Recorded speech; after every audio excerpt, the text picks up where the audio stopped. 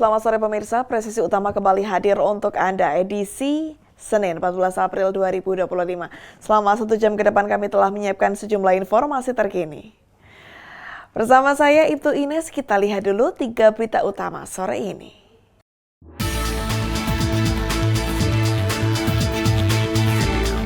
Satreskrim Polresta Sidoarjo berhasil mengungkap kasus pembacokan yang terjadi di Jalan Majapahit, Kelurahan Celep, Sidoarjo pada malam hari tanggal 2 April 2025.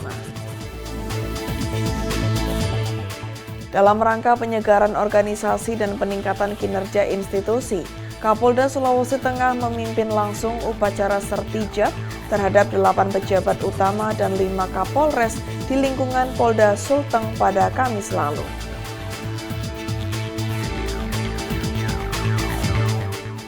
Dalam upaya mendukung program pemerintah menuju zero stunting, Kapolresta Cirebon menyalurkan bantuan gizi kepada anak asuh stunting di Kelurahan Gegunung, Kecamatan Sumber.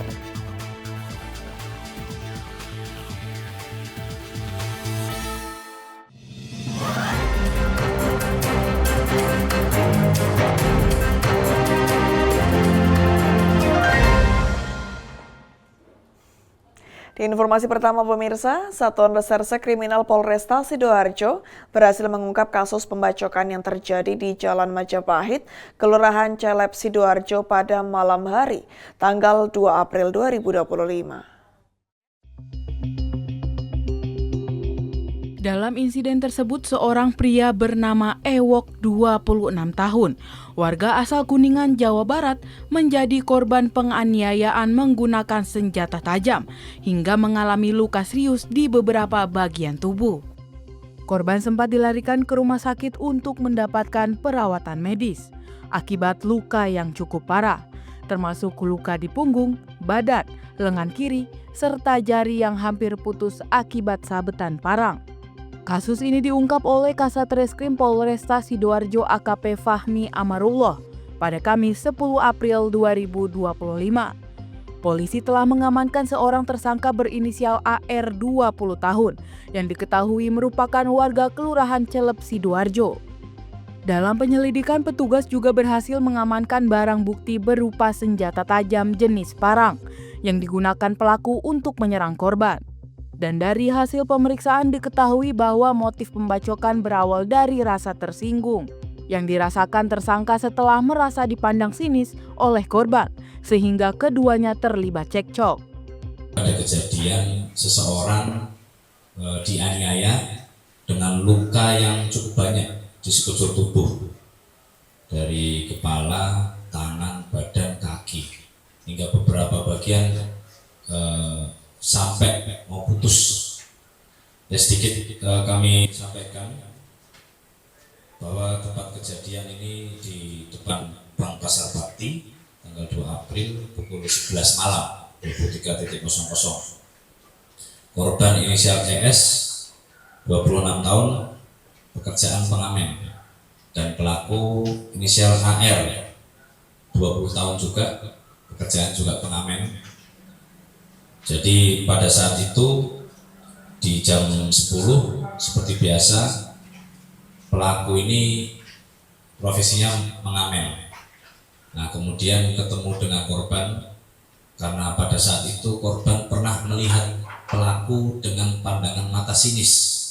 Saya ulangi, pada saat itu korban melihat pelaku dengan pandangan mata sinis, sehingga pada saat korban sedang istirahat ya di trotoar halaman itu, halaman pinggir jalan, langsung pelaku membawa senjata tajam ya berupa sebilah golok ini dan langsung melakukan penganiayaan secara berulang kali.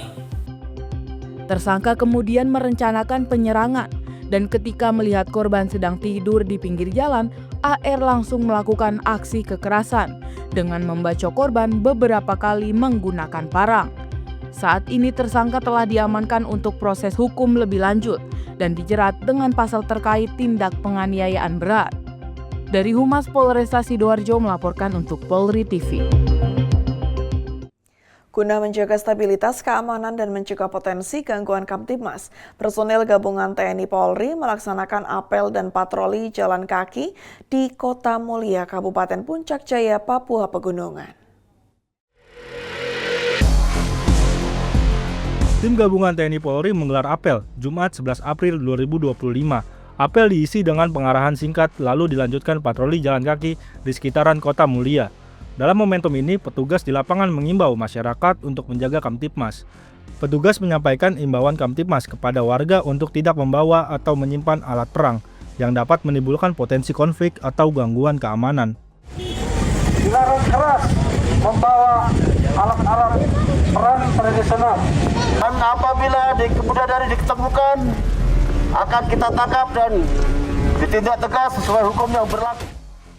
Patroli ini menyasar titik-titik keramaian dan permukiman di sekitar Kota Mulia. Masyarakat diminta untuk tetap tenang dan bekerja sama dalam menjaga situasi agar tetap kondusif. Sebelumnya, situasi di Kabupaten Puncak Jaya sempat memanas akibat bentrokan antar massa pendukung pasangan calon bupati di Pilkada. Kondisi ini mendorong aparat untuk lebih aktif melakukan pengamanan dan imbauan.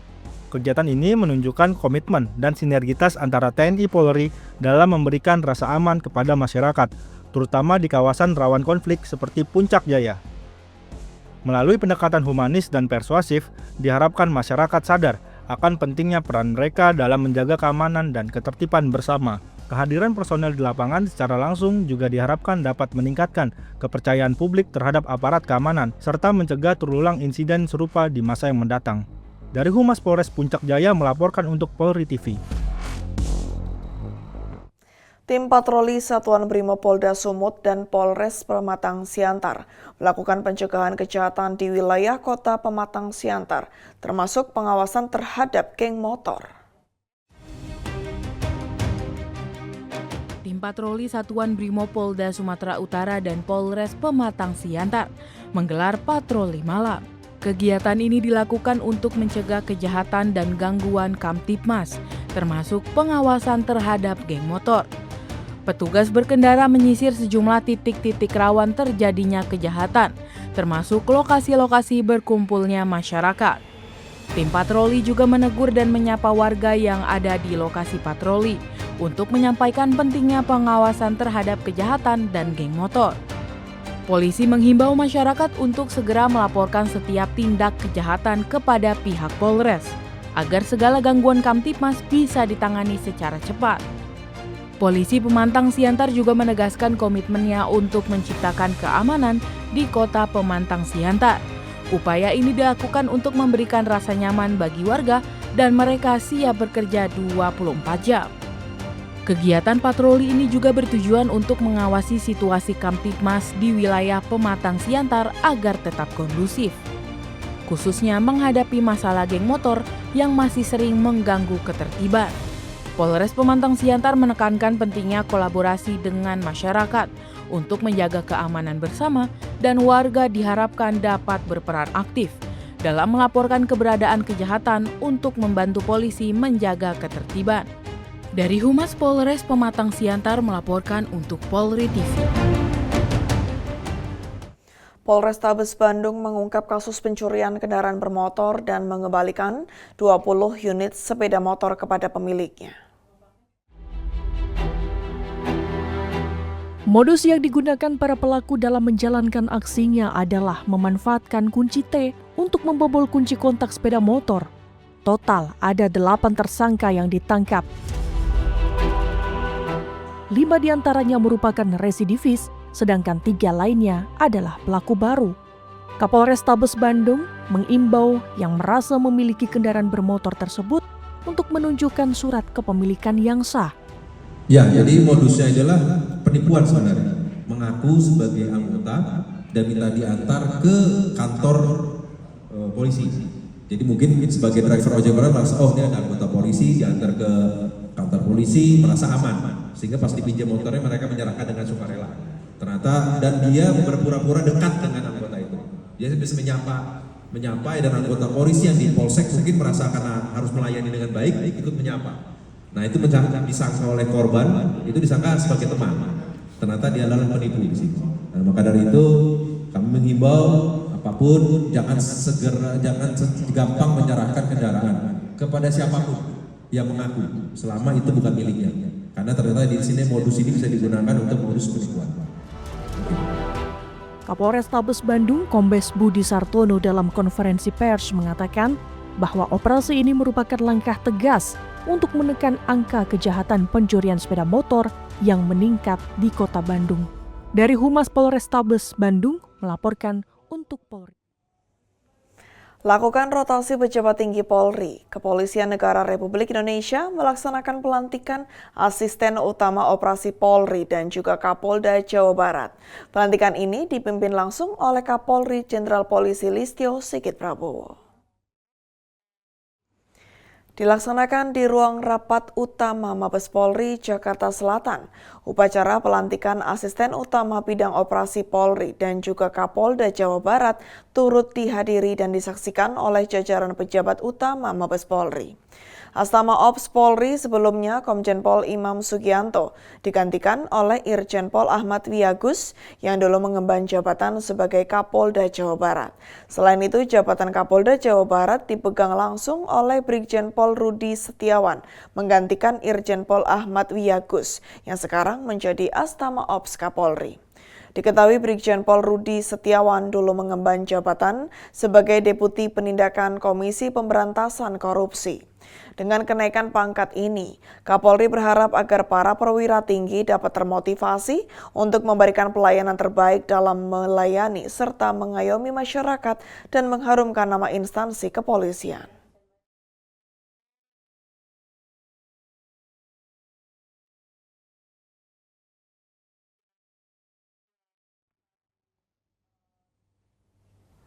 Polda Riau melalui Satuan Tugas Penegakan Hukum Operasi Ketupat Lancang Kuning 2025 berhasil mengamankan pelaku pencurian terhadap 29 rumah kosong yang ditinggal mudik lebaran di Pekanbaru dan Kabupaten Kampar. Assalamualaikum warahmatullahi wabarakatuh. Selamat siang Sobat Polri. Dapat kami laporkan saat ini telah berlangsung konferensi pers pengungkapan dugaan tindak pidana pencurian dengan pemberatan surat di 29 TKP spesialis rumah kosong dan kos-kosan ditinggal mudik di wilayah hukum Polda Riau. Berikut laporan selengkapnya. Kabid Humas Polda Riau Kombes Anom Karibianto mengatakan ini adalah salah satu keberhasilan dari tim operasi Ketupat Lancang Kuning 2025 dari tim Cyberspace yang mendapat postingan dari media sosial pada 2 April lalu. Kabid Humas Polda Riau Kombes Anom Karibianto mengatakan pengungkapan ini berawal ketika influencer Deta Kampar memposting perihal adanya rumah di Siak Hulu yang ditinggal mudik penghuni dibongkar oleh orang yang tidak dikenal yang terekam CCTV yang terjadi pada tanggal 2 April lalu. Selain tersangka, Polda Riau turut mengamankan sejumlah barang bukti, yakni 5 unit sepeda motor, laptop, hingga barang bukti yang dijual tersangka. Kabid Humas Polda Riau, Kombes Anom Karibianto mengatakan, modus tersangka adalah melakukan pencurian dengan berpura-pura mengantar paket terhadap 29 rumah kosong yang ditinggal mudik dan akibat perbuatannya tersangka terjerat hukuman penjara maksimal 9 tahun. Demikian yang dapat saya laporkan dari Polda Riau. Saya Bribda Kia melaporkan untuk Polri TV. Salam presisi. Di informasi berikutnya pemirsa, Direktorat Tindak Pidana Narkoba Polri berhasil mengungkap kasus peredaran gelap narkotika jenis sabu jaringan internasional Malaysia-Indonesia.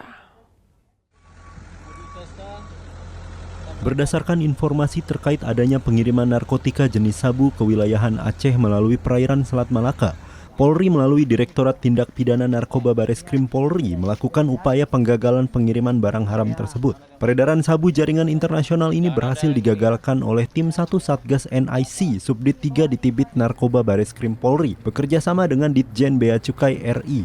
Setelah kendaraan yang dicurigai membawa paket sabu mengalami kecelakaan akibat kejar-kejaran dengan petugas pada hari Selasa 8 April 2025 di wilayah Biren, Aceh. Dari hasil pemeriksaan dan penggeledahan, petugas berhasil menemukan sebanyak 10 karung berisi 192 bungkus dengan berat total sebanyak 192 kg sabu dari dalam mobil tersebut dan melakukan interogasi di tempat terhadap pengemudi mobil.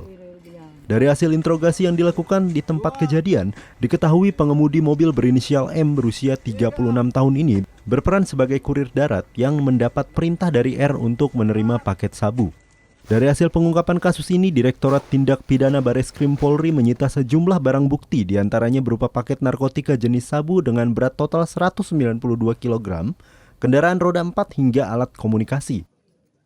Pada tanggal 8 April sekitar jam 3 pagi kita mengamankan seseorang dengan barang bukti narkoba berupa sabu seberat 192 kilo yang saat ini kita masih melakukan pengembangan terhadap pelaku-pelaku lain yang potensi melakukan bantuan terhadap tindakan tersebut. Hari ini kami juga melakukan combined service dengan seluruh jajaran di Narkoba Polda. Kami akan lakukan penguatan terhadap mitigasi pengembangan pemberantasan narkoba dari arah supply sampai demand kan, yang harapan kami dengan peningkatan hard approach dalam rangka peningkatan Gakum, mudah-mudahan ke depan sesuai dengan asta-cita dari Bapak Presiden, Polri dapat melakukan penanggulangan narkoba lebih meningkat. Ini memang jaringan Malaysia dan Indonesia. Tersangka masih kami interogasi, kami belum bisa memberikan keterangan lebih karena kan perlu teknik-teknik lain ya untuk mendalami ini. Modusnya mereka menjemput barang itu dari tengah laut, kan? Kemudian sampai di darat, mereka melakukan deception, teknik-teknik mereka lah, sampai tim kita masih bisa menemukan itu. Dilakukan pengejaran sehingga pelaku menabrak salah satu truk, kan? Ya alhamdulillah tidak sampai meninggal dunia, sehingga kita bisa melakukan upayanya sih. Terkadang mereka sampai berupaya maksimal mungkin sampai penghilangan nyawa sendiri mungkin kan, karena barang yang dibawa kan sangat cukup banyak, signifikan tuh rekan-rekan. Seandainya menemukan informasi yang sekiranya itu cukup memberikan bantuan pada Polri, kami cukup welcome ya untuk menerima bantuan dari masyarakat, terutama informasi.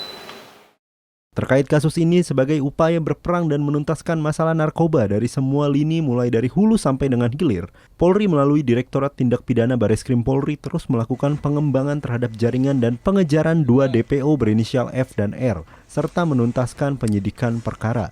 Dari Jakarta, Aisyah Baharsyah, Sugeng Priyatno, Polri TV. Pemirsa, kami akan segera kembali usai jeda berikut ini.